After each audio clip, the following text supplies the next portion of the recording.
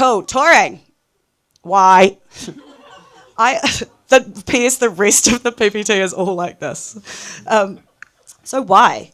I often ask myself this. and when I'm working with artists, planning tours, I ask them this big one because it's really important that everyone's on the same page. And it seems really obvious, but sometimes you really just do need to ask that. And I was reading DIY Touring the World by Blink, which is still an excellent resource, very outdated in places, just by the nature of the internet. But yeah, that's kind of where I got that idea from. Blink was writing, all the band members need to ask their why. Because if someone's there just for the vibes and then the other person is really there because they want to advance the band, there could be down the track, a misalignment of why. But yeah, these are some of the reasons you might want to tour. What is it? What is touring? It's a lot of gigs. If you're coming with Kiwis, it's probably going to be a lot of gigs. But I like to have a lot of kōrero with the artists beforehand about how many gigs and the spacing of the gigs. But then it still ends up being a shitload. Anyway. It was interesting at the end of the Dale Kerrigan tour, I asked them over our meal before the last show, I was like, how do you guys reckon the balance has been? We had one show that was actually cancelled by a typhoon last year. So we actually were kind of in limbo. We had to stay a few extra nights in Guangzhou because Zhuhai and Hong Kong were getting hit by this massive typhoon. But because of that, we dropped a gig. But they actually thought they could have done more gigs. And I was trying to balance it with the Bird Party tour where we probably could have done a few less, but wouldn't give them any of them up. It's a lot of sound checks. It's a lot of travel. It's a lot of time on trains. Kiwis tours, with one exception of a flight that Cello Forrester from Womb, Cookie, aka Strange Stains, now known as Desire Path, we had to fly once, but that's the only time in Kiwis history that travel has been done not overland. The train system in China is absolutely mind-boggling. It's really convenient, it's really fast, and it's really clean. It is quite exhausting though, just carrying all of your stuff, but that's just part of it. And that bit, I guess, for me at least, can be the most tiring. Those in-between moments of just getting everyone on the train, getting everyone off the train, getting them back into the car again, getting them to the hotel, and all the things that happen in between. It's a lot of food. China's got really delicious cuisine all over the show. It's connection. It's meeting people. That's such a huge part of what it is for me. And I can see that that's a huge part of it for the people that come over as well. Getting to meet the fans after the shows, getting to meet the support acts or other people doing cool stuff in their city, getting to meet the people, the Lao band, the owners that run the spaces, and getting inspiration from that. It's a lot of merch. It's just a lot of cultural experiences and karaoke and stuff. Okay, where, part one. Where are we playing? Where can you play? Here's just a small range, but I think that pretty much covers it, of places that you could play. If you're a band, you're primarily going to be playing in what we call live houses. Live houses are dedicated performance spaces with a stage, a standing area, sound booth, and probably a bar outside. And they're often sort of quite similar. They're all kind of concrete rooms. All the same gear. All the same. Yeah. It's all pretty live house, stock standard. The backline generally is really, really good. They often have an LED screen or a lighting rig. They will have that. Or a projector, they will have the visual element, which is quite important for Chinese audiences, I think, because everyone loves to take photos and, people just really love, China is so visually overstimulating as it is. So you kind of need something to just be at the show. It's everyday life for a Chinese person in China is just like... So, yeah, live houses are the main places that we would play. And live houses are a little bit different to bars in the regard that bars will usually be more like a kind of Valhalla situation. But yeah, bar / live house, where the bar is in the same bit as the live house, so you don't have to leave the music to get a beer or whatever. Record stores is a cool one that's been coming up a little bit. We did a record store show on the Bird Party Vera Allen tour. Really, really small. Often they'll just have like a small PA, not nearly as fleshed out as a live house. But we'll have the added benefit of not having to get a permit. If you don't charge for tickets, like if it's just free entry, you basically just don't need a permit. But let's be honest, that's not very sustainable, is it? No. So live houses, you more or less always need permits now, and that's sort of a blanket thing that's across China since about, I would say, late 2019. Previously, it was only sort of Beijing and Shanghai that you would need the permits for, but yeah, since 2019, it's been everywhere. Festivals, so of course Chunyou Festival I mentioned before is the main one, best one. Clubs, so clubs is where I would play the most these days as Kaishandao. Yeah, the club situation in China is just absolutely bonkers. There's, you know, I'm not saying that I'm like very like well versed in club culture globally. Like I haven't really travelled to many other places, to be honest. But I mean, the club situation in China is pretty phenomenal, I'd say, in terms of sound and vibe and just the dance floor etiquette and the programming. It's quite standard. It's quite normal for a club to have a function one sound system in China. So yeah, you can imagine how good it sounds in there and how long you can stay in there. DIY spaces is a cool one, but that's actually really hard to find, and that's why you got to get onto the who. Oh no, we've got where next. Where part 2. Where to go. I mean, China is just absolutely massive. I'm just going to scroll over to a map to preview upcoming night lunch tour. Sorry, I wish I could zoom in, but there's no internet. So if I zoom in, it's just kind of like... Anyway, can you guys see that? Yeah. So this is the route that I've been more or less like sort of following, I think, since the Bird Party tour, which is, from experience, I don't want to go to Chengdu and then have to leave again. Like, the tour finishes at my house. Like, on the womb tour, we went to Chengdu for like 5 days, and then we're just like, and then got trained to Xi'an and then Beijing, and I actually died. So now we start in Shanghai, as you can see, on the east coast, and over the past couple of years I've gotten to know and have a good working relationship with the venues down here on the east coast. So that will be Shanghai, Hangzhou. Oh, this year we're going to Suzhou, which is actually the first time Kiwis has ever been to Suzhou, and I haven't been there for years. I'm really excited. That's going to be a record store show.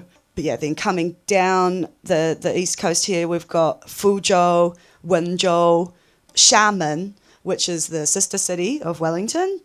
A really beautiful beach island just off the coast there. You can see Taiwan, actually, from the Xiamen shoreline.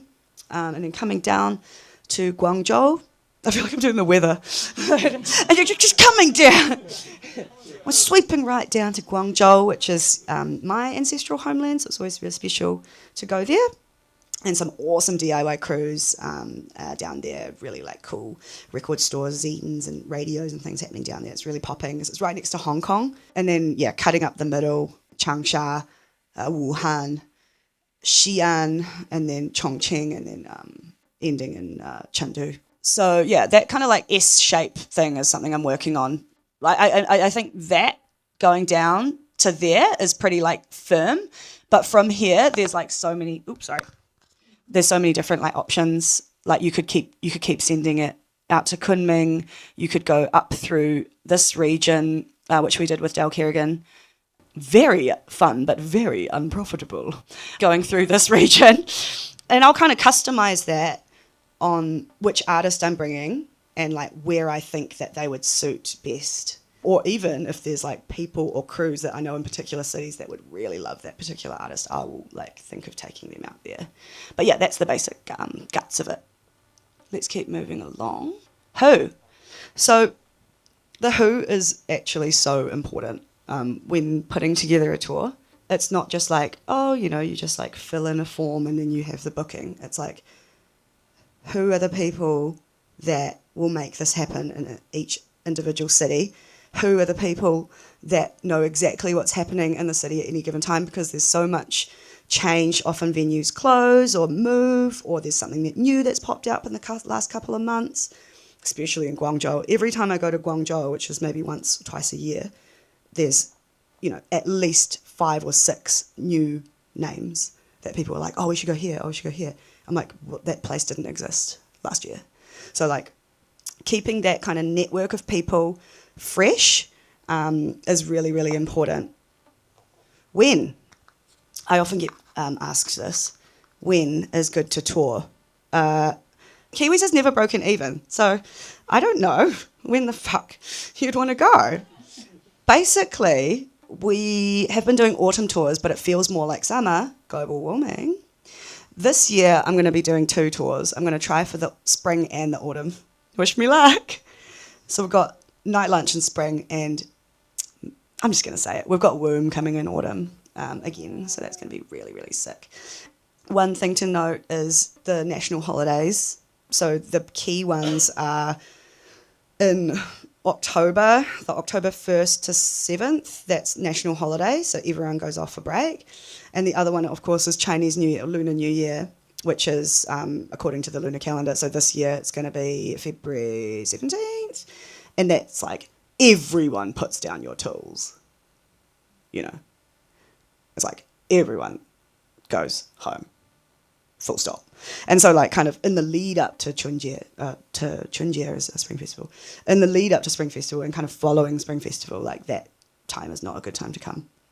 But yeah, auspicious dates, they're real into like Teachers' Day or like Women's Day and like stuff like that, Singles' Day. And then there's a lot of like shopping holidays like Shuangxi, Shuangshar.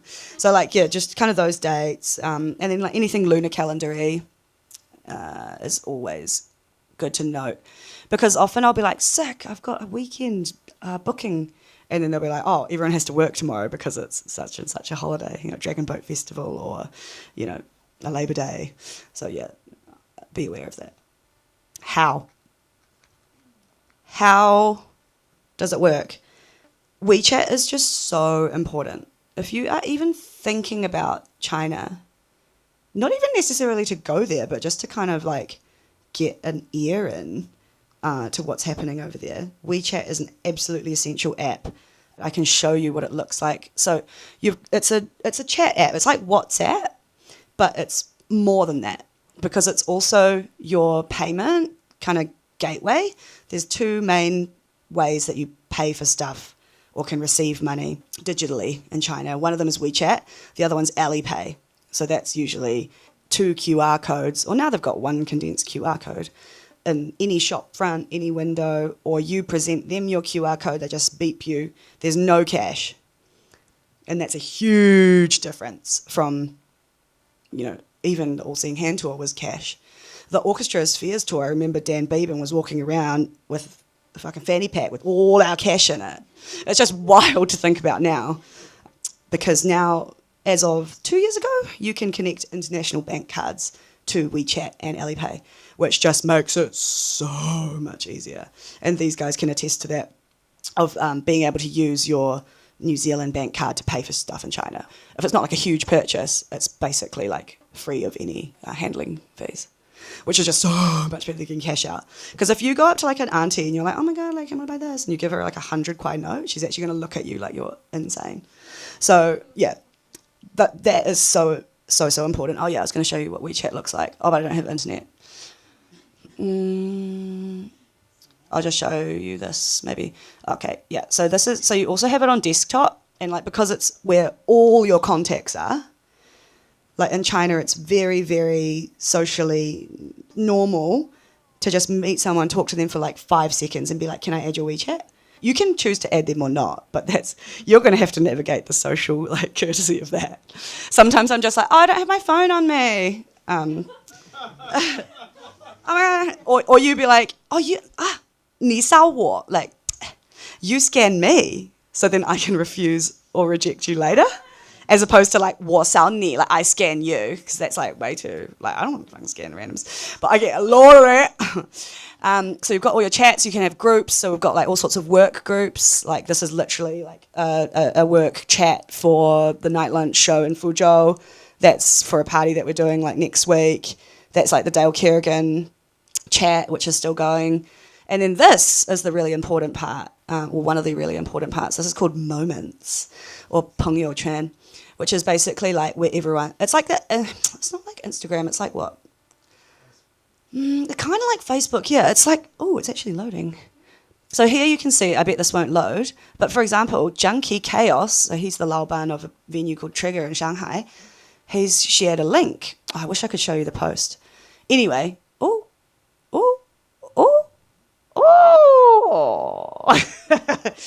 so you can create these posts, these kind of like editorial things that have all this information, pictures, links, videos. It's almost like a little website in a little post, which is really cool. I wonder if I can show you like a better one. This JCC Bakery, her pies, Liddy Committee. So you know what I mean? Like everyone's got their shit on there. Steak and kidney pie. Yeah. And she'll ship them to you in Chengdu. She's a legend. And people share like moments like this, and then you can also just share text. Okay, let's get moving on. Okay, let's talk about permits. Oh, bane of my existence / is so essential and just makes everything way more comfy and safe. So, as I said before, if you're a band and you want to perform in a live house, you're going to need to get a permit. You need to provide certain information to get these permits, and it's quite stringent in the requirements. So you really need to cross your T's and dot your I's. But the main things that they need are your track list, so all the songs that you'll be performing at that show, an MP3 of those songs, an MP4 of you performing that song with your whole face clear, your passport details, your arrival into China and departure from China, and the lyrics of all of your songs translated into Chinese as well. So that's real fun. And once we apply for that, there's a waiting period, anywhere between 1 to 4 months. So if you don't have a permit, you cannot start promoting the show and you cannot start selling tickets for that show. So everything is hanging on that.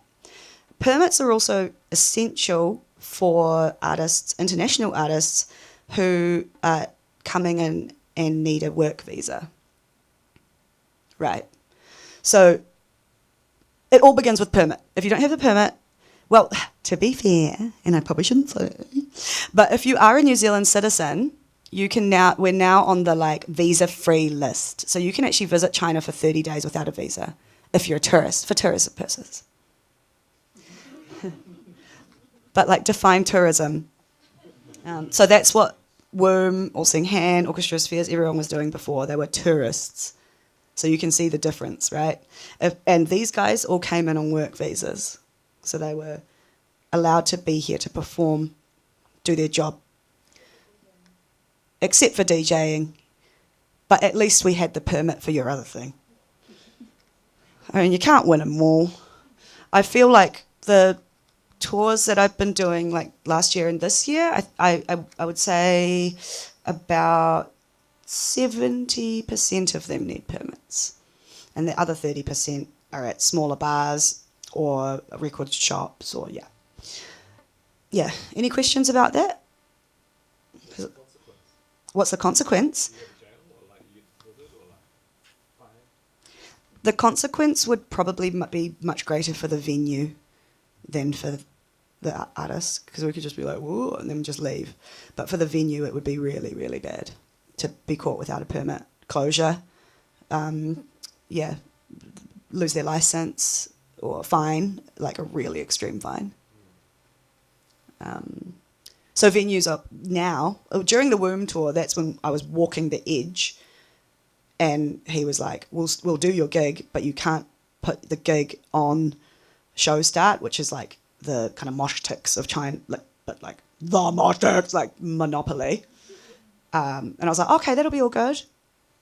And then he's like, but we can't promote your show. And I was like, no, that'll be sweet. And then we did it. And then he was like, you can't do that next time. And I was like, soul's about it. And I think only if, I don't know, a couple dozen people came to that show, but it was still good.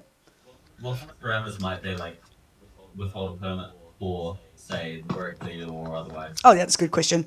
I can actually maybe show you. Oh, no, I can't, I'm wasting time. Obviously, any sensitive topic, any discussion of authority, government, police, you can't mention brand names, no swear words, nothing like particularly like explicit or lewd, sexual content. You can't say, basically anything like sexual or anti-authority. There's a really wide range of things that you can't say.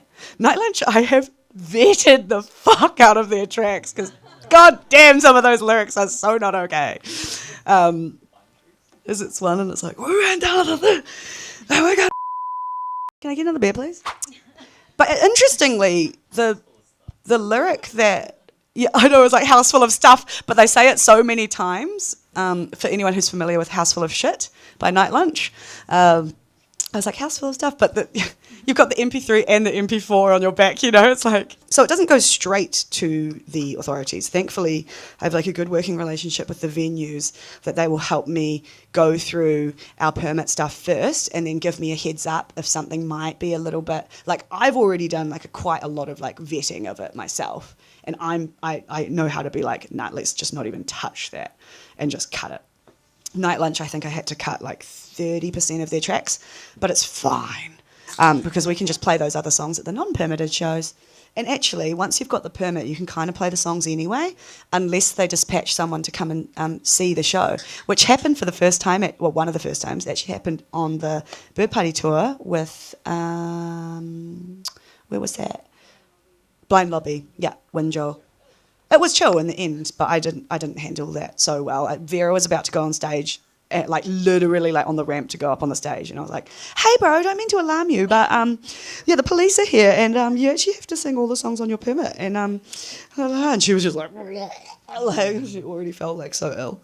And then on the Dale Kerrigan tour, they also came to the show in Fuzhou, and so the Lao Ban told us during sound check, he was like, "You've got to play the set list." And then these two cops came. They looked like Officer Jenny from Pokemon. Like they were so cute. They were like, and they were sitting in the thing. But they don't fucking know. At the end of the day, it's all there's so much box ticking in China.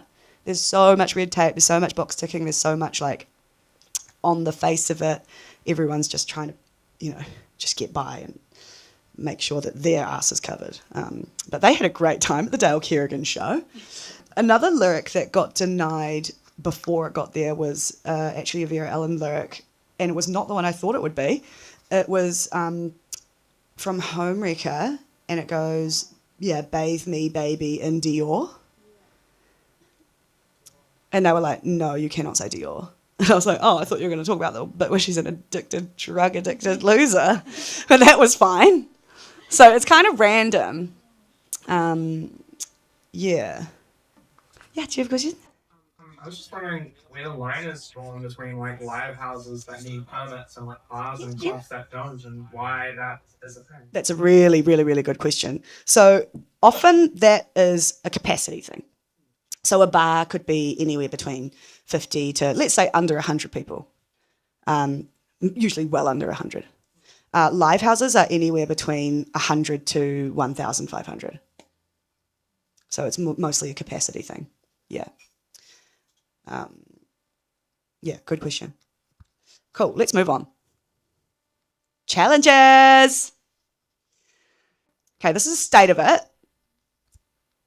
We've already talked about permits and visas a wee bit. Let's talk about, we've talked about censorship a little bit with regards to the lyrics. that also just goes for like your general online presence and your presence in general. You cannot be posting anything that you might have strong views about, whether that's, you know, political or, yeah, anything political. People don't talk about that in general. Yeah, thanks. Oh my God. Yeah, I was like,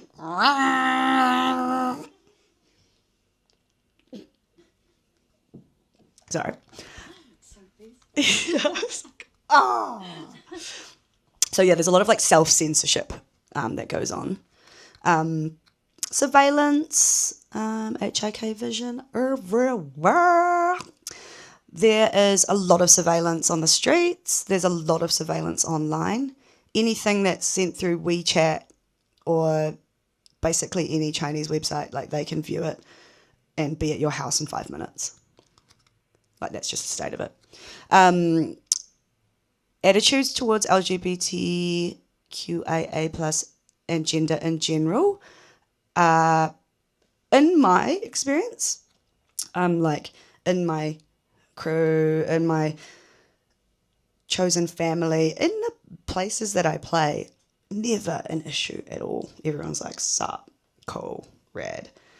But in terms of like the general state of it, it's quite frowned upon. In recent years in Chengdu, which is known as the kind of queer capital of China, we've had a lot of problems with the authorities basically clocking onto any LGBT related events, whether that's like really overt stuff, like a label who now are non-operational called Childu. They used to do events where you could get free HIV tests at the door. You know, you could attend a talk or a film night. No, you cannot do that. I have a little note about that. Oh yeah. Also,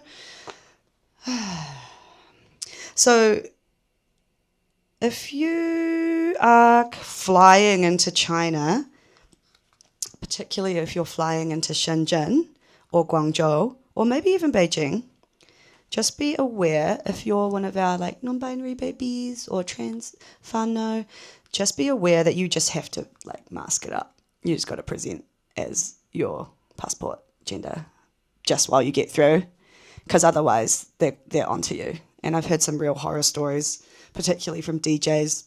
Not that I work with. I don't really work with DJs specifically, but I'm like involved in the club scene a lot.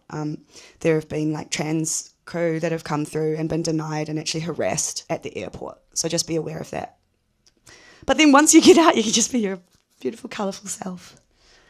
Yeah. Cultural differences also can be quite challenging. Obviously, visiting a new culture, you know, such a large, vast country with a different language is going to prove challenging. I think one thing that people get quite shocked by culturally is like, oh my God, there's no English anywhere and no one speaks English. And it's like, well, why the fuck would there be? It's China. But that can be quite jarring. And that's also another reason I like to start in Shanghai and kind of have the soft landing in Shanghai, because it's a very international city. There's a lot of English signs. There's a lot of foreigners that live there and have for a really long time. It's a bit of a like China soft landing, I would say. You know, we went for brunch. You know, you can get your flat white. Yeah, food and water is a big difference, and that like physically can be something to get used to, especially in the first couple days. There's a lot of different kai. Like I would say, obviously China has a very like meat-based diet, but it's also very diverse. There's a lot of really beautiful noodles. There's a lot of really beautiful vegetables. A lot of beautiful tofu. There's a lot of like vegetarian options. Would you say, Rizzo? Yeah. To a degree.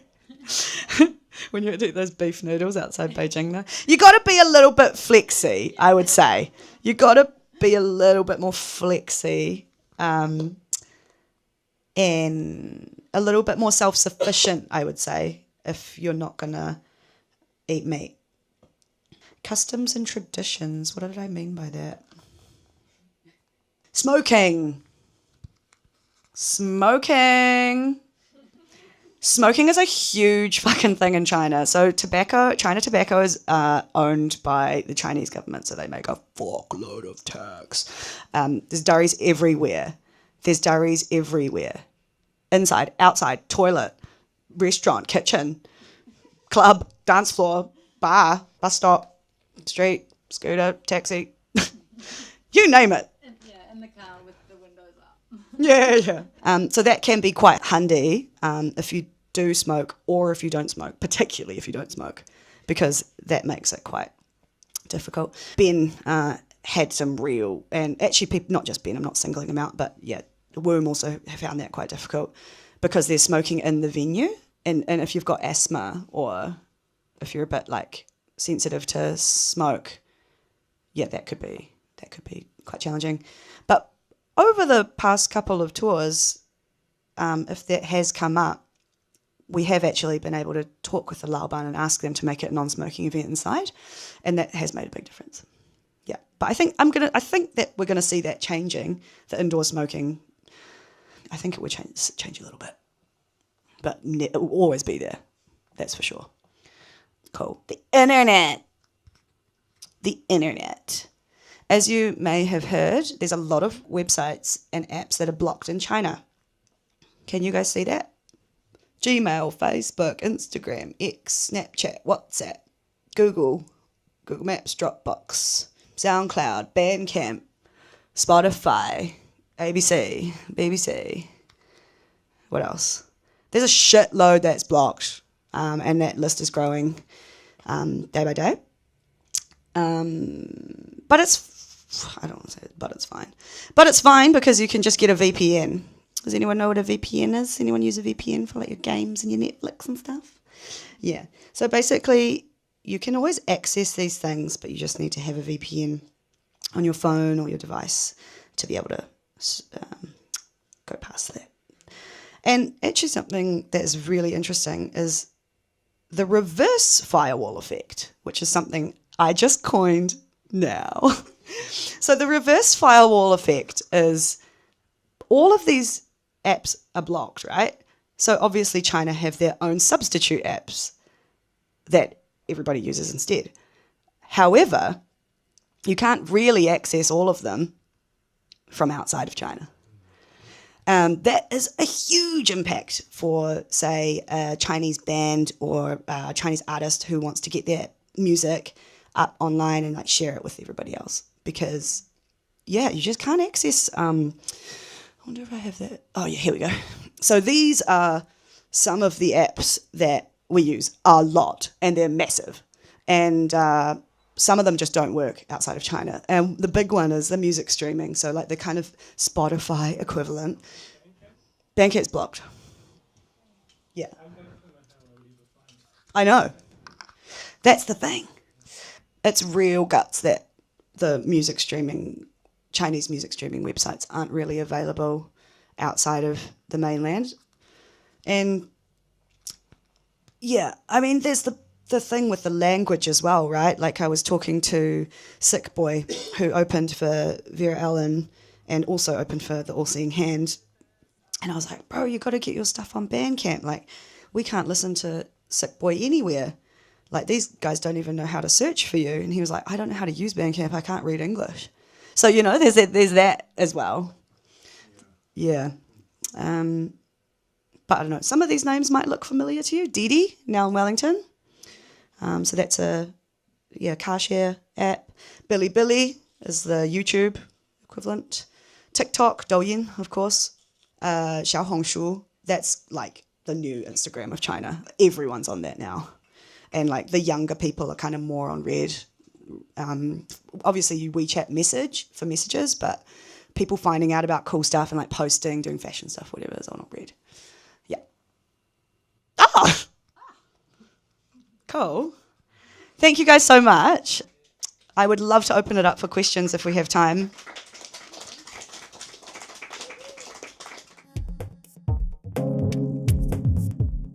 What do you see as like the dream for Kiwis? like in, the near term and then the like long term?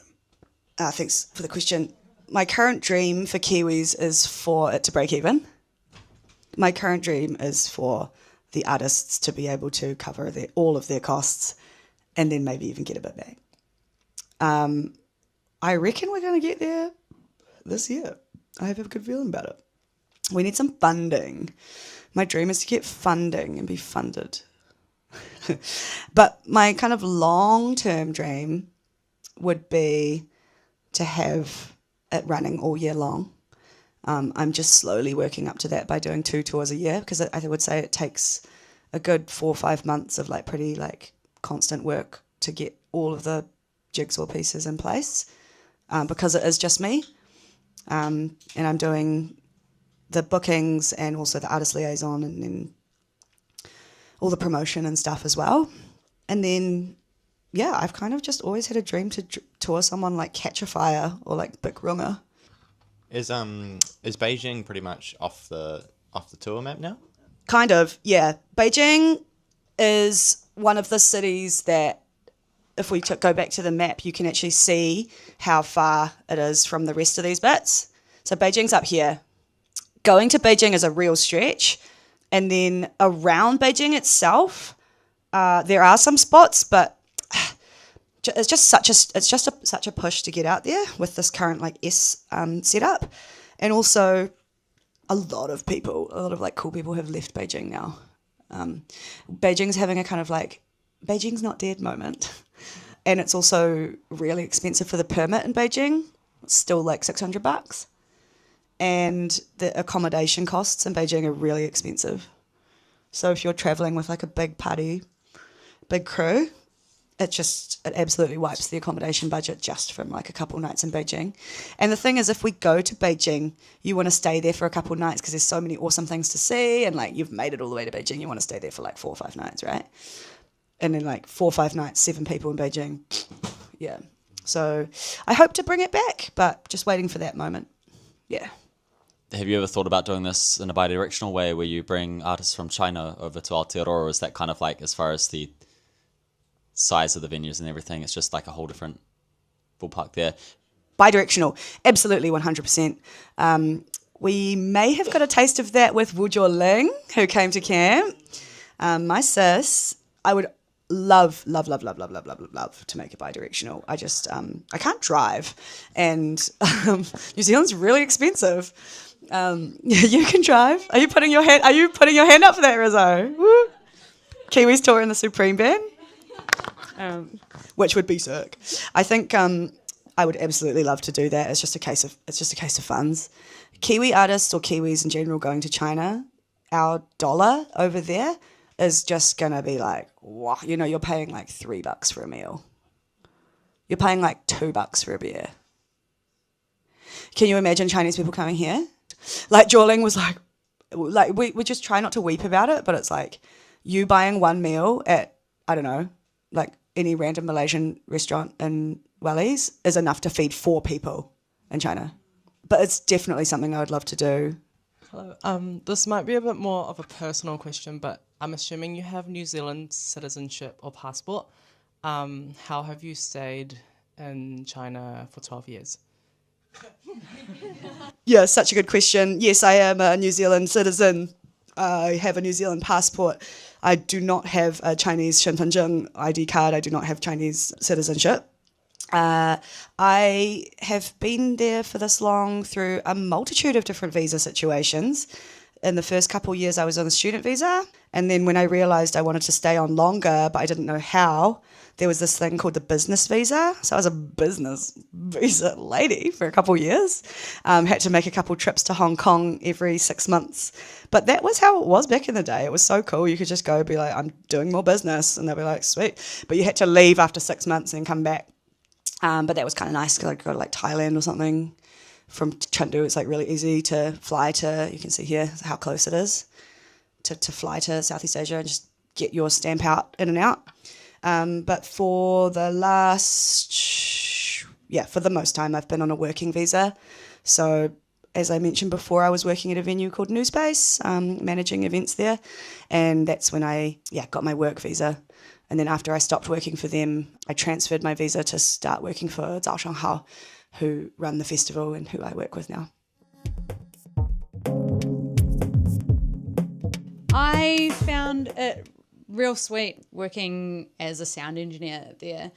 I was definitely someone that they have not encountered working with, like venue or the sound tech crew. It's a boys' club everywhere, but like especially in China. And it was really, they were really accepting. They were just like, oh, Buzzy, really? Ah, okay. And then sort of like got to it and like wanted to like know so much about New Zealand and Australia. Like, oh, is this common like there sort of thing? Yeah, I sort of find when I work in spaces in Australia and New Zealand, you feel like you sort of have to like prove that you have to like be there and like prove your worth sort of thing. There's a real like judgy vibe. Yeah, to have the opposite in China of all places was really like, I don't know, it caught me off guard, but it was really refreshing. And yeah, what did Yoga call me? Professional little sister as well. Yeah, just, yeah. I'd just like to give kudos where kudos is due. And I guess this is just me saying a public thanks to your mahi, you know, to bring us over. What it takes in China, it's a large country, right? And yeah, there's many networks there. So I think that if you're given the opportunity to come from a small place into a big place, there's maybe an under-appreciation that we don't quite have one-for-one with, as you put it, your guanxi in Mandarin, which is face, which is respect through your work proven with others. And Kristen has it, so yeah, I don't know. There's really no question here. It's just I'll say that much. Chunyao is interesting, eh? I don't know what a comparable New Zealand venture is to Chunyao. Chunyao is organised. It's also, like, literally there's police presence there, you know. And that's, sorry, I'm not trying to start it with, like, an alarmist political thing. But, like, to any event that's commercial in New Zealand, like that thing on the fucking waterfront. Yeah, exactly, you know. And you go through, like, cattle and that sort of thing, you know. Yeah, so, I mean, that's just the infrastructure to manage people, but Chunyao still has, like, a friendly and free culture and just environment. It's really interesting. Saw so much music there and so many stages. Sounds like it's getting bigger. Yeah, it's mean. Yeah. The production's huge. The stages are idiosyncratic, but it's also easy to navigate at the same time. Yeah, very interesting. Yeah, something else. Yeah, yeah. Probably my favourite fest. Yeah. Oh, there you go. That's Yeah. huge. That's huge. Shot well. No, kia ora, chair well, appreciate that. And yeah, obviously just stoked to have all these peeps that have had faith in Kiwis over the years that have become some of my best friends, and we've just got that bond now and this whānau that keeps growing and people keep talking about it and sharing and building new things back here because of it, and yeah, it's just awesome to see, and yeah, I just hope to keep working with all of you for the rest of my life, basically. Moi. Hi, Jay.